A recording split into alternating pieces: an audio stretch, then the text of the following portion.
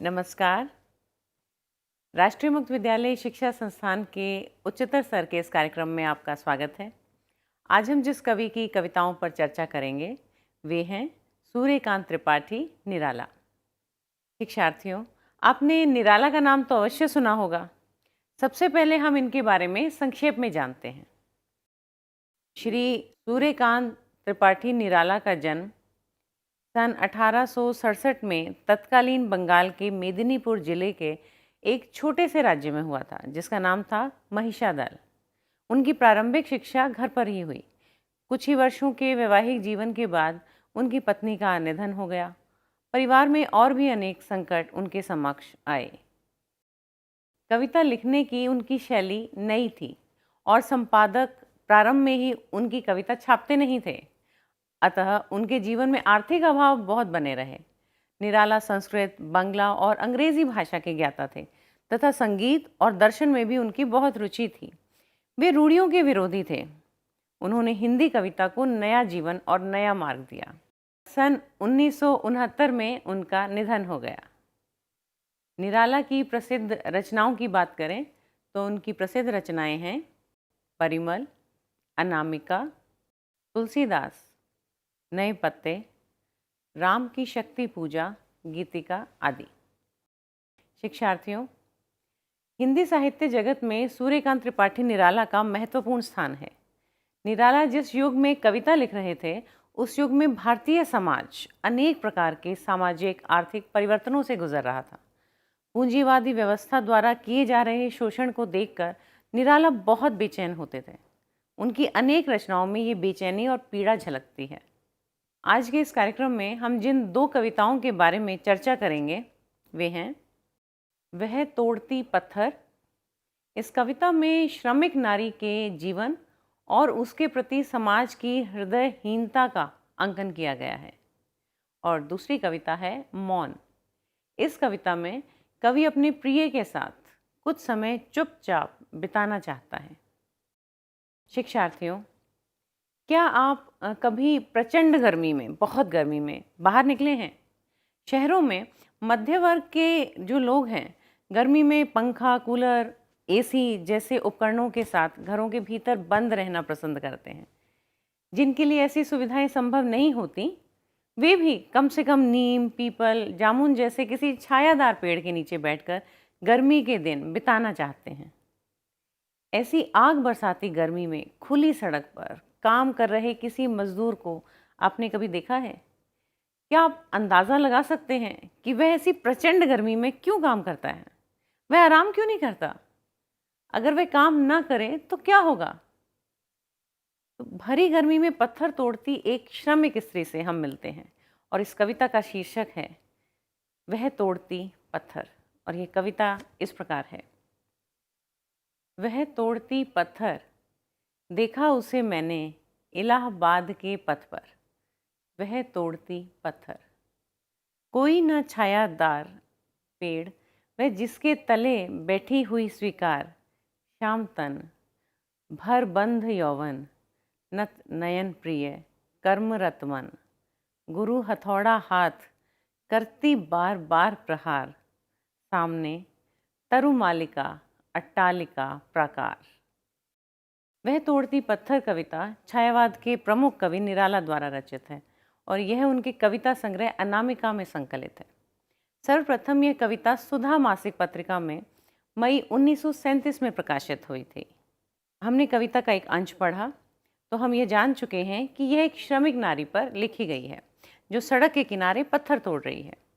कवि ने उसे इलाहाबाद की किसी सड़क पर काम करते देखा। उसी का चित्र उन्होंने यहाँ पर अंकित किया है। इलाहाबाद की किसी सड़क पर काम में लगी एक श्रमिक महिला को देखकर निराला जी ने लिखा है कि वह जहाँ बैठी काम में लगी है वहाँ कोई छायादार पेड़ भी नहीं है जो उसे गर्मी की प्रखरता से, उसकी तेज़ी से बचा सके। पर उसे इस स्थिति से कोई शिकायत नहीं है। वह तो इस स्थिति को स्वीकार कर रही है। आप सोचिए क्यों स्वीकार कर रही है? क्योंकि वह जानती है कि जब कठिन श्रम करना है तो अनुकूल परिस्थितियों की कल्पना करना व्यर्थ है। कवि की दृष्टि पहले श्रमिक महिला के शारीरिक रूप सौंदर्य की ओर जाती है। उसका शरीर सांवला है। आपने देखा भी होगा कि धूप में काम करने वाले सभी श्रमिकों का रंग धूप में सांवला पड़ जाता है। वह युवती है और निरंतर श्रम करने के कारण उसका शरीर सुगठित है, यानी देह रचना सुडौल और सुघड़ है। उसकी झुकी आंखें बड़ी प्यारी लग रही हैं। उसका मन भी काम पर पूर्ण तन्मयता से लगा है।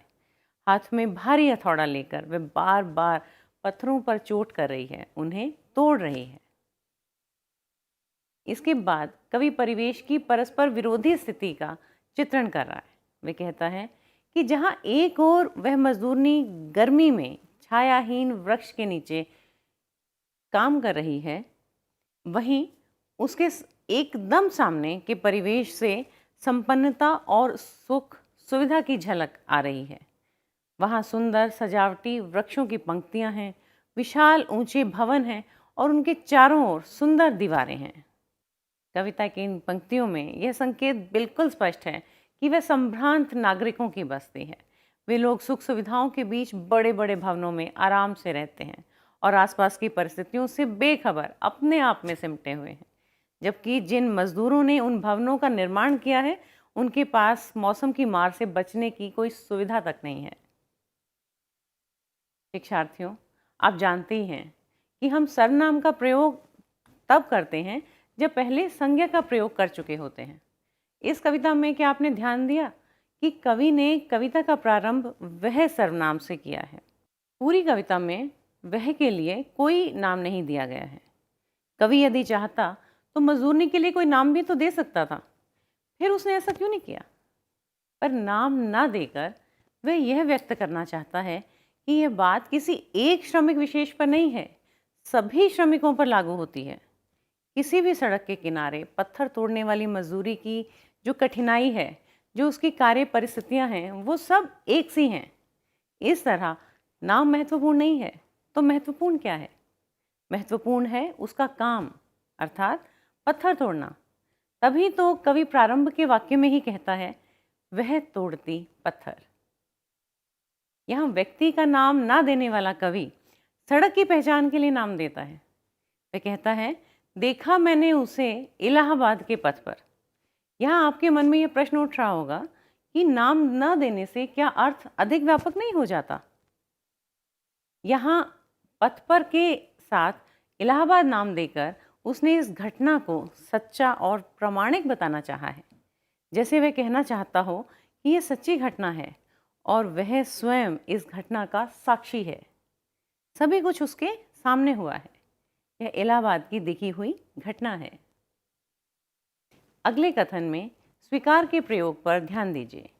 जहाँ बैठकर वह काम कर रही है, वह जगह छायादार नहीं है, पर उसे यह स्थिति स्वीकार है।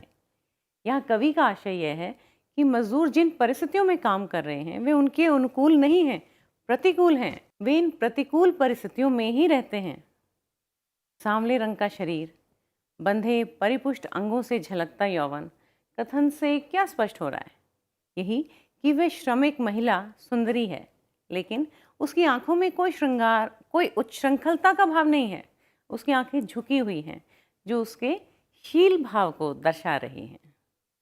युवती के प्रसंग में कवि प्राय उसके प्रिय का उल्लेख करते हैं, जिस पर उसका मन हो। यहाँ भी कवि उसके प्रिय का उल्लेख करता है, पर यह प्रिय कोई व्यक्ति नहीं है, वह है कर्म, पत्थर तोड़ने का काम। उसी पर उसका मन है, उसी पर उसकी आंखें। इसीलिए कवि ने कहा है, नत नयन प्रिय कर्मरत मन। अब हम देखते हैं कि इस प्रसंग में कवि उसके सामने तरुमालिका, अट्टालिका और प्रकार का उल्लेख क्यों कर रहा है। निराला ने इस पंक्ति के द्वारा परिवेश की विडंबना को साकार किया है। जैसा कि हमने पहले भी चर्चा की कि एक ओर भीषण गर्मी में सड़क पर पत्थर तोड़ती औरत है और दूसरी ओर सुंदर सजावटी वृक्षों की पंक्तियों से सजे बड़े बड़े महल। कवि का उद्देश्य परिवेश के विरोध और विडंबना को साकार करना ही नहीं है। वह कहता है, गुरु हथौड़ा हाथ करती बार बार प्रहार। वह हाथ में भारी हथौड़ा लेकर बार बार प्रहार कर रही है, पत्थरों पर ही नहीं बल्कि सामने उन तरुमालिका, अट्टालिका और प्रकारों की सुविधाओं का भोग करने वाले, वहाँ रहने वाले उन सभी लोगों पर और साथ ही साथ उस व्यवस्था पर भी जहाँ शोषित मजदूर प्रतिकूल परिस्थितियों में काम करते हैं और शोषक उनसे बिल्कुल बेखबर सुख सुविधाओं में रहते हैं। इसका अगला अंश हम पढ़ते हैं। आगे कवि ने लिखा है, चढ़ रही थी धूप गर्मियों के दिन, दिवा का तमतमाता रूप, उठी झुलसाती हुई लू, रुई जो जलती हुई भू, गर्द चिनगी छा गई, प्राय हुई दोपहर वह तोड़ती पत्थर। आप जानते ही हैं कि इलाहाबाद की किसी सड़क पर तपती दोपहरी में पत्थर तोड़ती महिला के श्रम का चित्रण कवि इस कविता में कर रहा है। इन पंक्तियों में कवि कार्य की कठिनतर परिस्थितियों का चित्रण कर रहा है। दोपहर में धूप बढ़ने लगी है और गर्मियों के दिन हैं और तमतमाता सूरज अपनी प्रचंड गर्मी से सबको व्याकुल कर रहा है। यहाँ तमतमाता रूप प्रत्यक्ष में देखें तो दिन का है, पर इसे मजदूरनी के तमतमाए हुए चेहरे से भी जोड़ा गया है।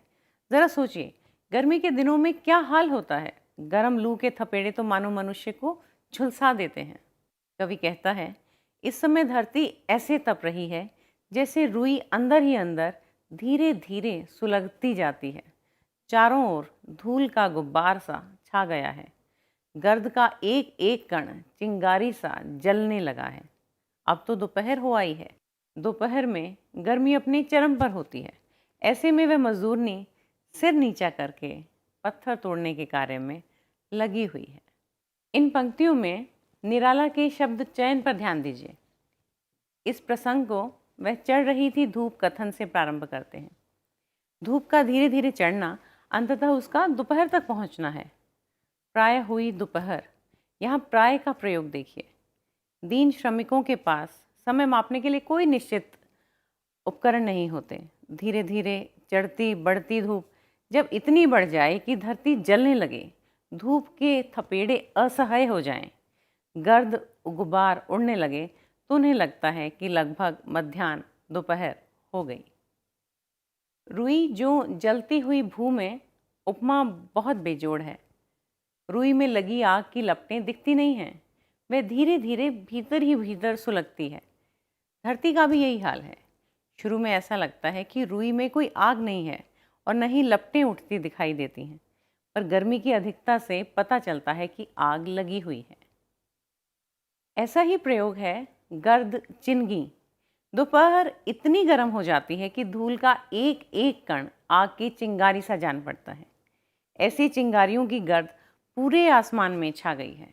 इस प्रकार पूरे अंश में गर्मी की प्रचंडता को अनेक प्रकार से साकार किया गया है। अगला अंश है, देखते देखा मुझे तो एक बार उस भवन की ओर देखा छिन्न तार, देखकर कोई नहीं देखा मुझे उस दृष्टि से जो मार खा रोई नहीं, सजा सहज सितार। सुनी मैंने वह नहीं थी जो थी सुनी झंकार, एक क्षण के बाद वह कांपी सुघड़, ढुलक माथे से गिरे सीकर, लीन होते कर्म में फिर ज्यों कहा मैं तोड़ती पत्थर। कवि मजदूरनी को दोपहर की भीषण गर्मी में काम करते हुए देख रहा था। अब मजदूरनी ने भी देखा कि कोई उसे देख रहा है। उसे देखते हुए देखकर उसने सामने की अट्टालिका को देखा और देखने में उसका काम करने का क्रम थोड़ा सा विचलित हुआ, पर उसके मन में दीनता या ईर्ष्या जैसी कोई भावना नहीं उपजी।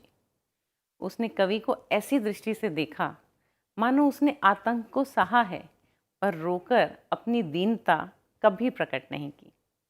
कवि को लगता है कि सितार को बजाने पर भी जो झंकार मैंने कभी नहीं सुनी थी, ऐसी झंकार मुझे उस मजदूरनी के श्रम और उसकी स्वाभिमानी दृष्टि से सुनाई पड़ी।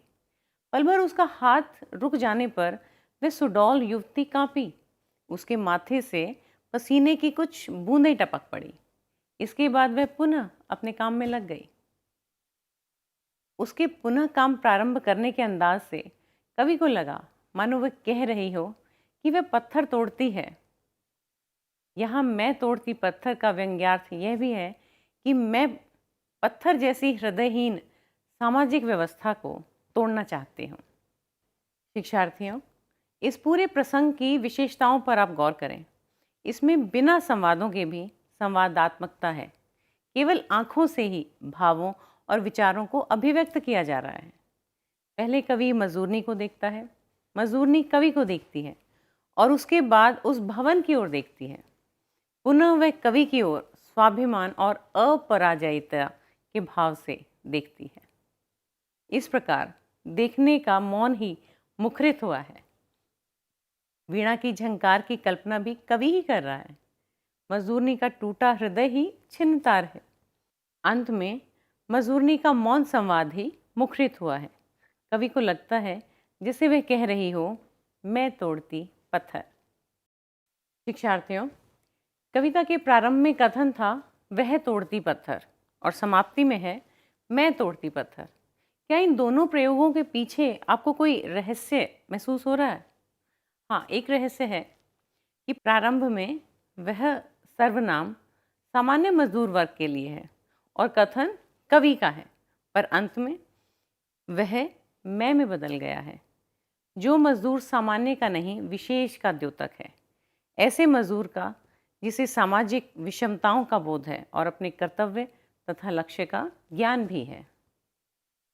पत्थर पर हथौड़ा चलाती हुई मजदूरनी कहती है मैं तोड़ती पत्थर, अर्थात मैं प्रत्यक्ष में तो सड़क के किनारे पड़े पत्थर तोड़ रही हूँ, पर मैं परोक्ष रूप से संवेदनशील समाज की विषमताओं को सह रहे अपने हृदय रूपी पत्थर को भी तोड़ रही हूँ और इस हृदयहीन पत्थर दिल सामाजिक व्यवस्था को भी तोड़ सकते हूँ।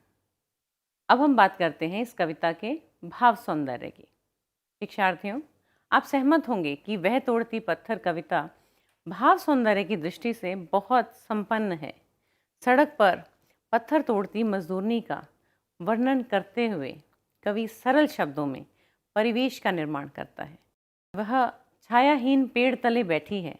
उसकी पृष्ठभूमि साधारण श्रमिक परिवार की है, किंतु शील और सचरित्रता जैसे चारित्रिक गुणों को दिखाना भी कवि नहीं भूला।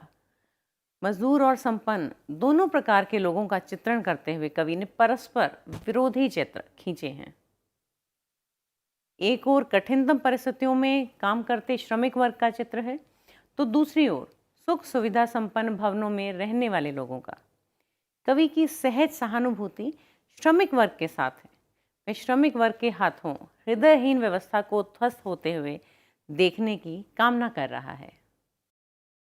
आइए अब हम निराला जी की अगली कविता मौन पढ़ते हैं। यह कविता कुछ इस प्रकार है। बैठ लें कुछ देर, आओ एक पथ के पथिक से प्रिय, अंत और अनंत के तम गहन जीवन घेर। मौन मधु हो जाए भाषा मुक्ता की आड़ में, मन सरलता की बाढ़ में। जल बिंदु सा बह जाए सरल अति स्वच्छंद, जीवन प्रातः के लघुपात से, उत्थान पतनाघात से रह जाए चुप निर्द्वंद्व। मौन शीर्षक कविता के रचयिता छायावाद के प्रमुख कवि निराला ही हैं। यह निराला ग्रंथावली भाग 2 में संकलित कविता है। इस कविता में एक व्यक्ति अपने प्रियतम से कुछ क्षण शांति से मौन रहकर व्यतीत करने का आग्रह कर रहा है। कविता को ठीक से समझने के लिए आइए सबसे पहले विचार करते हैं कि कविता किसे संबोधित है। इसमें कवि ने संबोधन किया है प्रिय। यह प्रिय कौन हो सकता है? पूरा कथन है एक पथ के पथिक से प्रिय, अर्थात प्रिय और संबोधित करने वाला मानो एक ही राह के राही हैं। वे सहयात्री हैं। ये दोनों मित्र भी हो सकते हैं और दो प्रेमी भी। महत्वपूर्ण है कि दोनों समान परिस्थितियों में जीवन यात्रा कर रहे हैं। इस कविता में अपने प्रिय पात्र से कहा गया है, हे प्रिय, आओ दोनों कुछ देर के लिए बैठ लें। जीवन तो निरंतर गतिशील है। उस गतिशीलता में कुछ पल बैठकर स्वयं को विराम दें। हम दोनों एक ही जीवन मार्ग के पथिक हैं, अतः इस जीवन के क्षणिक और स्थायी कष्टों को और अंधकारों को घेर कर कुछ देर बैठ लें। यहाँ कवि ने तम गहन जीवन घेर क्यों कहा? उसे घेर कर बैठने की चाह में जीवन यात्रा को याद करने की चाह छिपी है। कवि चाहता है कि दोनों चुपचाप बैठे रहें। घेर में यह व्यंजना है, आओ जीवन के गहरे अंधेरे को, असफलताओं को घेर कर बैठें, उन पर चुपचाप मनन करें। आप जानते ही हैं कि भाषा की एक सीमा होती है, परंतु मौन की शक्ति असीम है। क्या प्रत्येक बात बोलकर समझाई जा सकती है? नहीं, कुछ बातें अनकही अधिक स्पष्ट होती हैं। इसलिए ही मौन रहकर वह सब भी समझा जा सकता है जिसे भाषा नहीं समझा पाती। मौन मधु सा मीठा कब हो सकता है? एक दूसरे के भावों को कैसे समझा जा सकता है? मन की उपमा किसे दी गई है? जैसे बूंदें नदी में चुपचाप बह जाती हैं, वैसे ही हमारा मन जीवन के विशाल प्रवाह में बूंदों सा चुपचाप बह जाए और हमारा जीवन कैसा हो? सरल और बंधनों से मुक्त हो, अपने वश में हो। वह उत्थान और पतन की चोटों को ऐसी सरलता से सह जाए जैसे प्रातःकाल की वायु से छोटे छोटे पत्ते कभी ऊपर कभी नीचे होते रहते हैं और झोंकों को चुपचाप सहते रहते हैं, अर्थात हिलते डुलते दिखाई देते हैं। ऐसे ही हम जीवन के उतार चढ़ावों को झेलते हुए भी निर्द्वंद्व अर्थात तनाव मुक्त बने रहें। निर्द्वंद्व होना किसे कहते हैं? न सुख में इतराए न दुख में घबराए, दोनों स्थितियों में अंतर न रहना ही निर्द्वंद्व होना है। कवि ऐसे ही निर्द्वंद्व जीवन की कामना कर रहा है। क्यों कर रहा है? क्योंकि तभी जीवन बंधनों से मुक्त होकर स्वच्छंद हो सकेगा, सुखी हो सकेगा। शिक्षार्थियों, कवि के इन भाषा प्रयोगों पर ध्यान दीजिए। बैठ लें कुछ देर में कवि ने कुछ देर पर अधिक बल दिया है। जीवन की भागदौड़ और आपाधापी में कुछ देर मौन बैठकर चिंतन करना जीवन यात्रा के लिए स्फूर्ति दे सकता है। आओ में बड़ा ही स्पष्ट और अनौपचारिक आग्रह है। अंतरंगता और निकटता में ही इस क्रियापद का प्रयोग होता है। यहाँ भी आओ के बाद एक पथ के पथिक से कहकर वह अंतरंगता उजागर कर दी गई है। मौन के मधु हो जाने की कल्पना भी आप देखिए बहुत बेजोड़ है। मधु की मिठास वाणी से बताई जाती है। कवि उस मधु का अनुभव करने को तो कहता है, पर भाषा की चुप्पी की आड़ में कर देना चाहता है। सरलता की बाढ़ प्रयोग भी दर्शनीय है। मन में असरलता, कटुता का भाव हो तो जीवन दुभर हो जाता है। सरलता की अधिकता के लिए उसने सरलता की बाढ़ कहा है। सरलता की बाढ़ आएगी तो मन उसमें बूंदों सा बह जाएगा।